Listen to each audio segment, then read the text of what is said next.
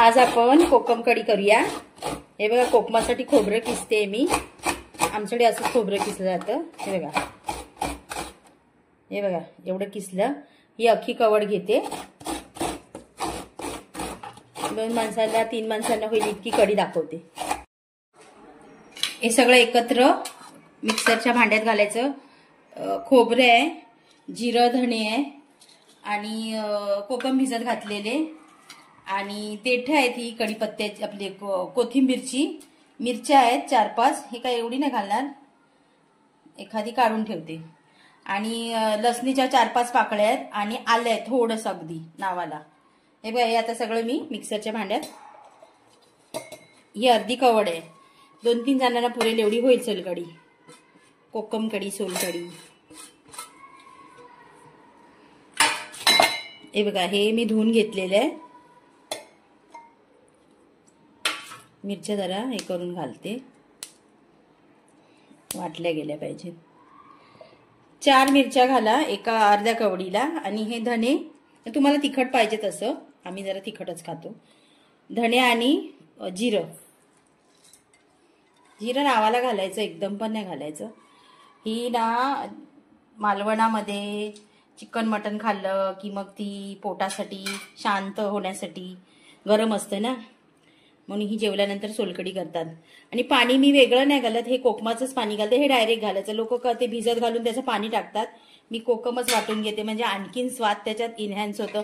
म्हणजे कसं आहे माहितीये, नुसतं पाणी घेण्यापेक्षा हे वाटलं गेलं ना, म्हणजे माझं कसं शॉर्टकट पद्धत आहे, ते वेगळं वेगळं भिजत घालण्यापेक्षा हे एकत्र करून गाळलेली बरी। नाहीतरी आपण नारळाचं दूध काढतोच ना, ते असं केलं तर कसं पटकन होतं। आणि चवीनुसार मीठ, 1 चमचा मीठ घाला।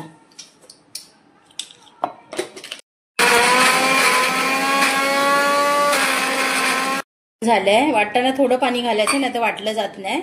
आता हे जे आपण वाटलंय ते गाळून घ्यायचं, म्हणजे नारळाचं दूध, मिरची, लसूण। मी लसूण सुद्धा सोलून घातली नव्हती, कारण आपण गाळून घेणार ना, कशाला डबल हजामपट्टी करायची। गाळल्यावर सगळंच गाळ बाहेर राहतो ना। कोकम पण मी असं वाटून घेते, म्हणजे कसा कलर चांगला येतो।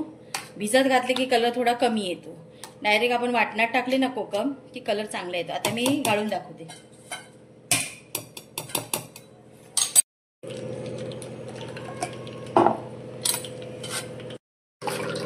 हे बघा, गाळायला जात आहे, अजून भरपूर आहे। अजून एकदा हा गाळ थोडा मिक्सर मध्ये वाटून घ्यायचा, ह्याचं आणखीन पाणी येतं, नारळाचं दूध येतं।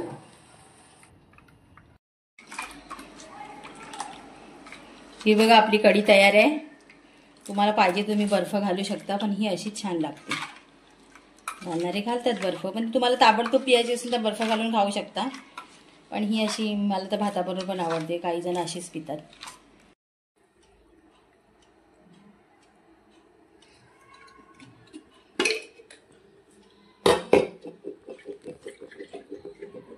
हे बघा, इनफ झाली आपली कोकम कढी, रेडी टू सर्व। या प्यायला कोकम कढी।